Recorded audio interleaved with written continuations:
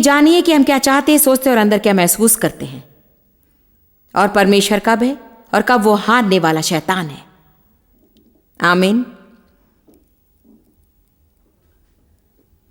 आपका प्राण, आपका मन, आपकी इच्छा, आपकी भावना, आत्मा में चलना तो असंभव है। अब हम शुरू करते हैं। अब हम डाइविंग बोर्ड से कूदेंगे और देखेंगे कि कौन जाना चाहता है, परंतु हम लो डाइव पर हैं, इसलिए ज्यादा भयभीत ना हो। आत्मा में चलना तो असंभव है यदि आप शरीर में दुख उठाने के लिए तैयार नहीं हैं। यहीं पर तो बड़ा और छोटा है, और यहीं पर हम उन लोगों से अलग होंगे जो लोग बस प्रतिज्ञा के देश की सीमा पर खड़े रहना चाहते और पूरा जीवन भर कुड़कुड़ाएंगे।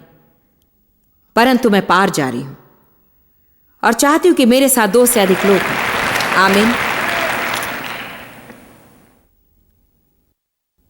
अब हम परमेश्वर के तंबू हैं, परमेश्वर के मंदिर हैं। बाइबल कहती, क्या तुम नहीं जानते कि तुम्हारी देह पवित्र आत्मा का मंदिर है? और हम में भी 3 भाग हैं, और वो है आत्मा, प्राण और शरीर। पुराने नियम के तंबू के भी 3 भाग थे, बाहरी आंगन, पवित्र स्थान और महापवित्र स्थान। इसका सीधा संबंध आपके शरीर से है। हमारा शरीर बाहरी आंगन के समान है, प्राण तो शायद पवित्र स्थान के समान है, आत्मा तो महापवित्र स्थान के समान। उस निवास स्थान में, जैसे इसमें परमेश्वर महापवित्र स्थान में वास करता है, वो हमारी आत्मा में वास करता है। वो उस महापवित्र स्थान में रहता है। और पुराने नियम के तंबू का वो भीतरी आंगन, इसलिए वहां बाहरी भाग होता और भीतरी भाग। इसे मन में रखिए। आइए अब इब्रानियों 9:8 पढ़े और देखें कि क्या हम आज इसका उपयोग संदेश से कर सकते हैं। इसके द्वारा पवित्र आत्मा बताता है कि महापवित्र स्थान का रास्ता खुला हुआ बिल्कुल नहीं है, वहां पहुंचने का कोई मार्ग नहीं, जब तक कि वो बाहरी भाग बना रहता है, जो कि एक परिचित संस्थापन है, और वो अभी भी है।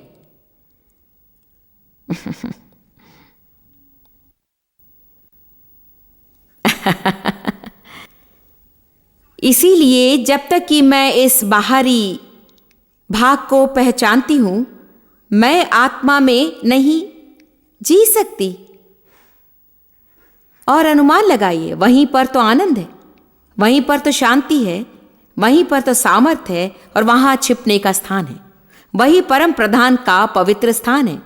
वही तो पौलुस कह रहा था कि जब उसने कहा, ताकि मैं तुझे जान सकूं और तेरे पुनरुत्थान की सामर्थ को, जो मुझे मेरे शरीर में रहते हुए भी मृतकों में से जी उठाता है। यह है भजन 91:1, जो परम प्रधान के गुप्त स्थान में वास करे, वो सर्वशक्तिमान की छाया में ठिकाना पाएगा और स्थिर रहेगा। जब सब हमारे विरुद्ध होते हैं और परिस्थिति बुरी होती है, तो हम उस स्थान में जा सकते हैं। परंतु जब तक मैं अपने शरीर के सामने झुकती रहूंगी, हां शरीर, हां शरीर, हां शरीर, मैं सच में नहीं जानती कौन सा संदेश है जिसके लिए हम ये वचन देखें, परंतु रोमियो 8 कहता है, जब तक तुम शरीर की लालसाओं को पूरा करते हो, तुम परमेश्वर को प्रसन्न नहीं कर सकते। क्योंकि जब तक हम शरीर की लालसा पूरी करते हैं, तो परमेश्वर हमारे जीवन में अपनी योजना पूरी नहीं कर सकता, और हम में से हर एक के जीवन में उसकी इच्छा पूरी और परिपूर्ण नहीं होगी। और परमेश्वर के पास आपके जीवन के लिए उत्तम योजना है। यिर्मयाह 29:11, इफिसियों 2:10, परमेश्वर के पास उत्तम योजना है, पहले से आयोजित, पहले से निर्धारित और ठहराई हुई। हम में से हर एक के जीवन के लिए अच्छी योजना है, और हम मसीह यीशु में नए बनाए गए हैं। हमने नया जन्म पाया है ताकि हम वो भले काम कर सके और वो अच्छा जीवन पाए जो हमें देने के लिए यीशु मरा।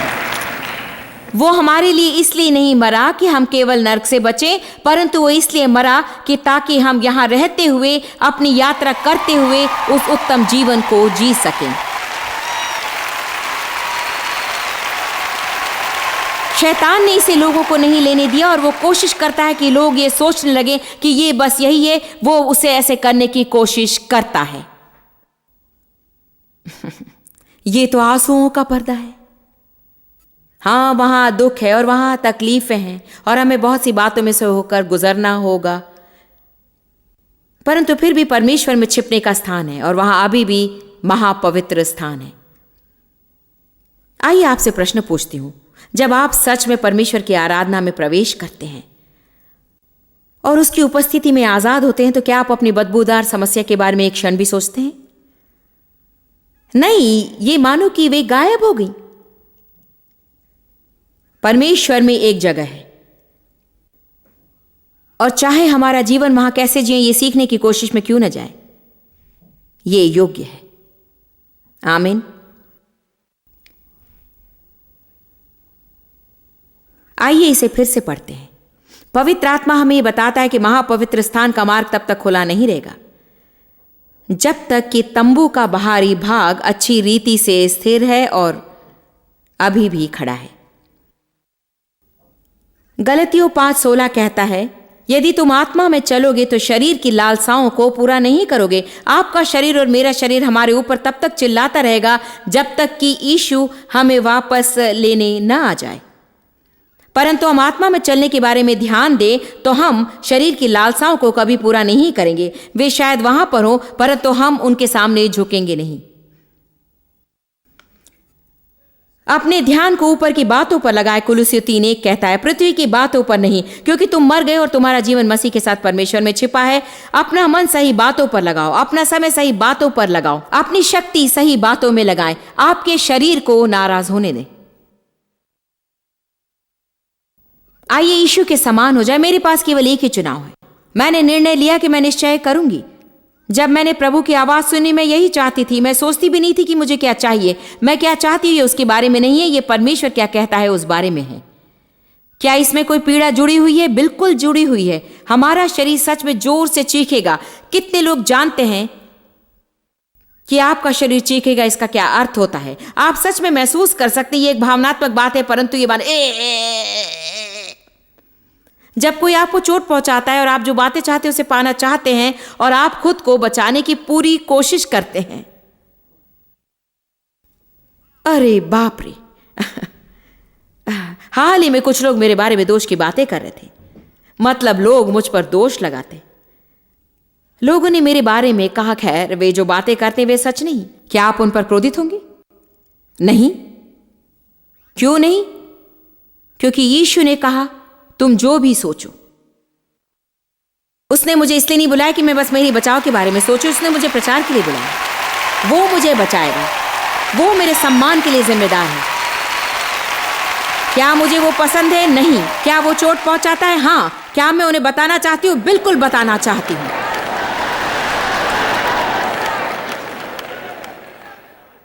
क्या मैं रोती हूं? हाँ, कई बार। मैं क्या करूंगी? वही जो वचन करने को कहता है।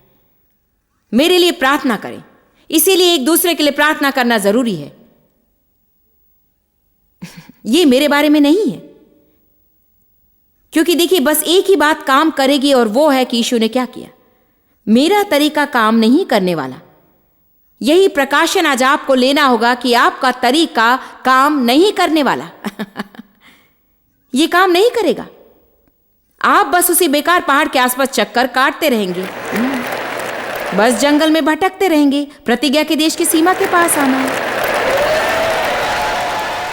प्रभु कहता है, ठीक है, मेरा मार्ग या तुम्हारा मार्ग? मेरा मार्ग, पहाड़ का एक और चक्कर काटना।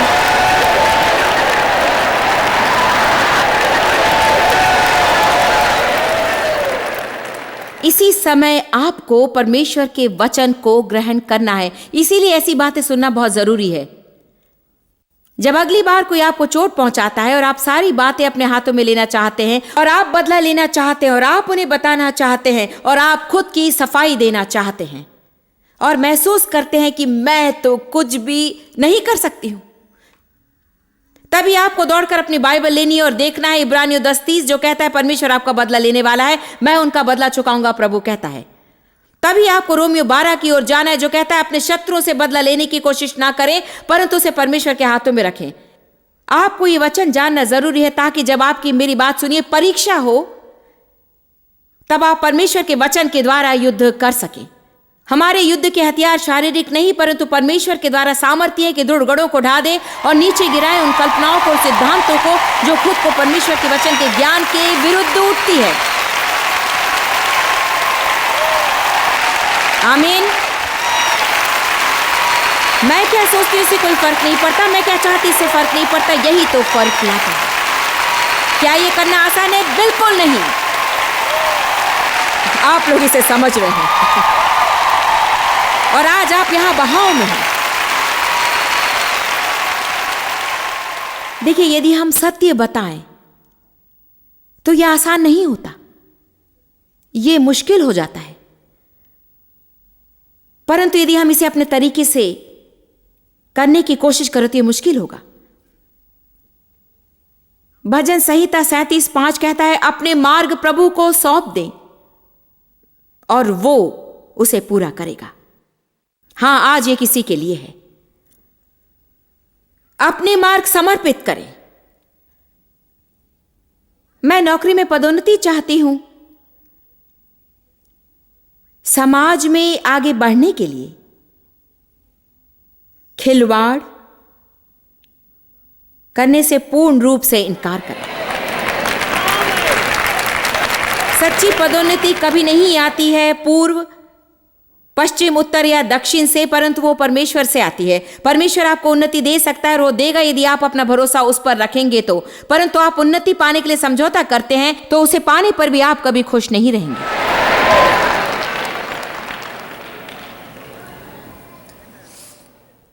कृपया आज मुझे सुनिए, एक निर्णय लेके आप कभी समझौता नहीं करेंगे।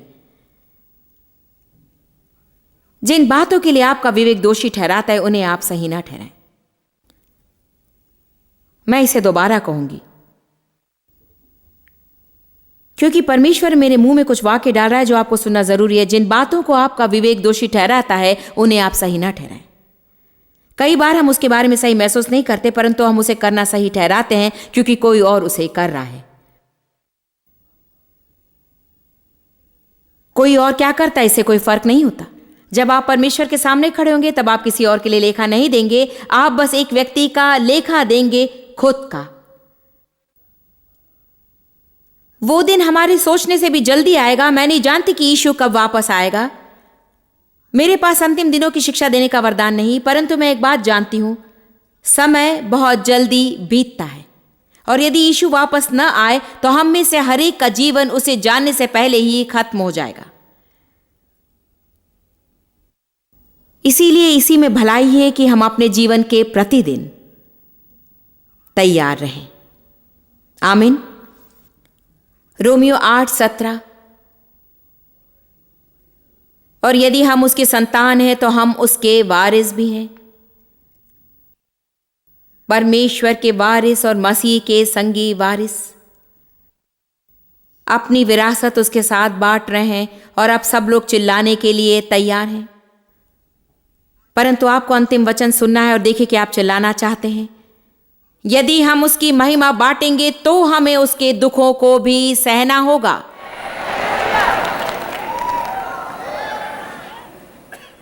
हम परमेश्वर के वारिस और मसीह के संगी वारिस, उसकी विरासत को लेते हैं जो उसने अपने बलिदान और दुख उठाने के द्वारा जीता और कमाया था। हमें हमारे पापों के लिए कीमत चुकाने की जरूरत नहीं। धन्यवाद प्रभु, हमें दंड सहने की जरूरत नहीं। धन्यवाद परमेश्वर, हमें क्रूस पर जाने की जरूरत नहीं। प्रभु का धन्यवाद, हमें दोष और दंड आज्ञा में नहीं जीना है। ऐसी कुछ बातें जो हमें कभी नहीं सहनी पड़ेगी, हमें उन बातों से छुड़ाने के लिए यीशु मरा। परंतु दूसरी भी बातें जो हमें सहन करनी पड़ती हैं, और उनमें से कुछ बातें उसी के समान है जिनमें से वो उस बाग में से होकर गया, जिनमें से वो यहूदा के साथ गया। यदि आप यीशु का अनुकरण करेंगे, जल्दी या देरी से आपके जीवन में यहूदा आकर आपको चूमेगा।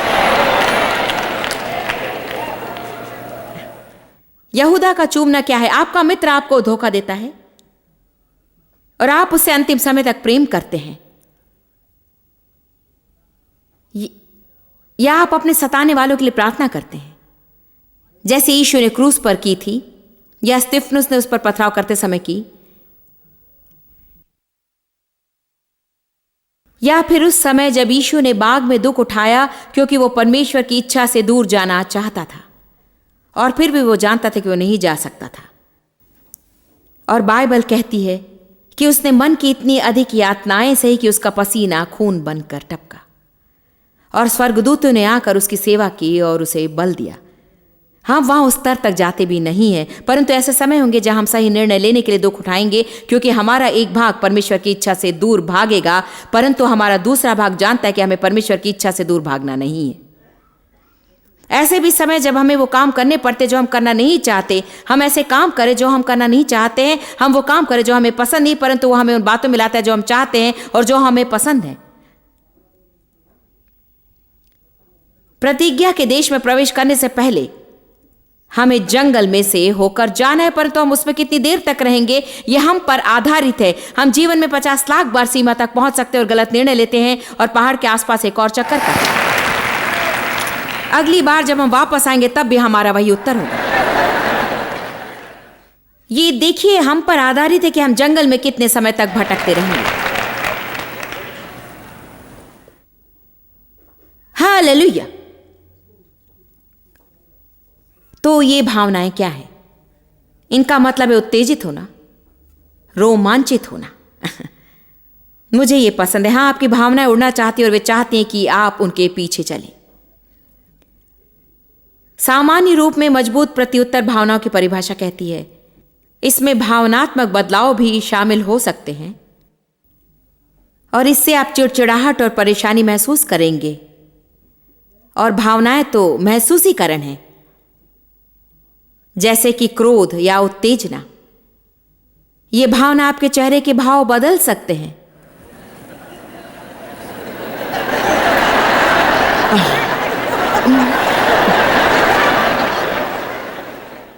उनके कारण आप अपने दांत पीस सकते हैं। इसके कारण आप दृढ़ निश्चय महसूस कर सकते हैं। आपके दिल की धड़कन बढ़ सकती है, ब्लड प्रेशर बढ़ता है, मुंह सूखता है और कांपते हैं आप। महसूसीकरण, महसूसीकरण, महसूसीकरण। जानते हैं, डर एक महसूसीकरण निर्माण करता है।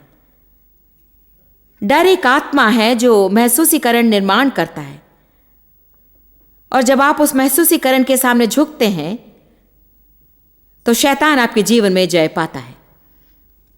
आप नहीं जानेंगे कि जब मैं पहली बार लोगों की बड़ी भीड़ के सामने आई तब मैंने कैसा महसूस किया। मैं जैक्सविला फ्लोरिडा में थी और वहां उस कमरे में 900 लोग थे। मैंने इससे पहले इतने लोगों के सामने प्रचार नहीं किया। खैर, मेरी सभाएं उसके पहले कलीसिया में हुआ करती थी और वो सैकड़ों लोग होते थे, परंतु मैं प्रचार के लिए अपने शहर से बाहर कभी नहीं गई थी। मैंने अपनी सेवकाई शुरू की थी। ये सभा सभी विख्यात लोगों को प्रचार करने के लिए बुलाई गई थी। इन विख्यात प्रचारकों में एक नहीं आया और उस विख्यात प्रचारक की जगह मुझे प्रचार करना था। मुझे कोई नहीं जानता था। मैं मेन सेशन में प्रचार नहीं कर रही थी, मैं केवल वर्कशॉप ही कर रही थी। वहां थे रेवरेंड ये और डॉक्टर वो और रेवरेंड और साथ में जॉयसन फैंटन से। मैं तो ऐसे स्थान से भी नहीं थी जो महत्वपूर्ण लगा। मेरे पास मेरी शिक्षा की टेप्स का बड़ा दर्शन था और हमने वो बड़ा टेबल लाया जिस पर शिक्षा के टेप्स थे, शिक्षा के सैकड़ों टेप्स। दूसरे लोगों के पास मुश्किल से कुछ था और लोग कह रहे थे कि ये कौन है, किसी ने इसके बारे में सुना। फिर मेरी बारी आई कि मैं खड़ी होकर बताऊं कि मैं अपने वर्कशॉप में क्या करने वाली हूं। मैं हिम्मत वाली थी और मैं सच बता रही हूं, मैंने अपना मुंह खोला और मैं डर गई, कुछ बाहर भी नहीं आया। ये मानो मेरा मुंह खुला रह गया, जैसे मैंने ये समझ लिया कि उस वक्त मुझे चुनाव करना था कि मैं अच्छे से निगल कर और कोशिश करती या मंच पर से नीचे उतर जाती, वापस फैंटन और जीवन भर वहीं रहती। आप क्या सोचते शैतान मुझसे क्या कह रहा था? तुम अब बाहर हो गई हो प्रिय, इन बड़े लोगों से बाहर हो और तुम इसके लिए तैयार नहीं हो। तुम्हें कोई नहीं जानता, परवाह नहीं करता और तुम्हारे पास कहने के लिए कुछ नहीं। देखिए, मैं ये बताने की कोशिश कर रही हूं कि डर बहुत सी भावनाओं को पैदा करता है। देखिए, डर तो झूठी बात का सच लगना है। यह हमारे जीवन में बहुत सी भावनाओं को निर्माण करता है और यदि हम उन भावनाओं के सामने झुक जाएं, खैर मैं महसूस करती हूं, सोचती हूं, तो हम कभी भी जीवन में आगे नहीं बढ़ेंगे।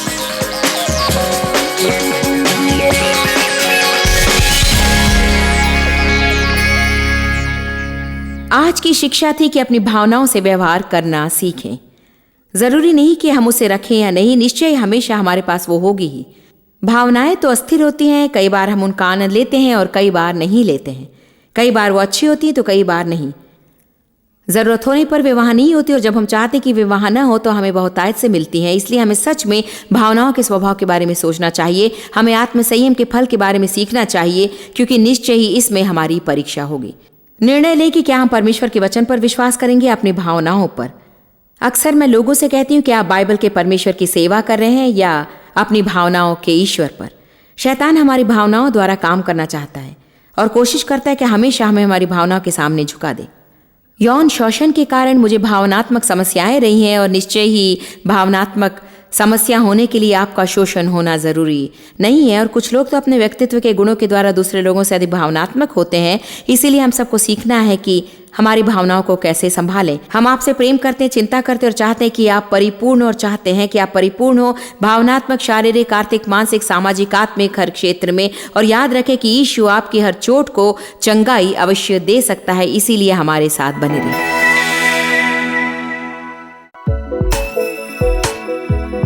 आप जितना जानते हैं उससे भी अधिक आप हमारे लिए जॉइस मेयर मिनिस्ट्रीज एशिया में महत्वपूर्ण है। हम आपकी सराहना करते हैं। आप सौभाग्यों का धन्यवाद देते हैं कि इस संसार भर की सेवकाई को आप सफल कर रहे हैं। एक साथ हम भूखों को भोजन, गरीबों को कपड़े दे रहे हैं और पूरे संसार में सुसमाचार प्रचार कर रहे हैं। हमसे आज ही संपर्क करें या लॉग करें jmmindia.org। अपने प्रार्थना निवेदन भेजें, हमारे स्रोत के विषय जानें, जॉइस की सभाओं के विषय जानें और जैसे हम पूरे संसार में मसीह के प्रेम को बांटते हैं तो आप हमारे साथ सहभागी हो जाएं।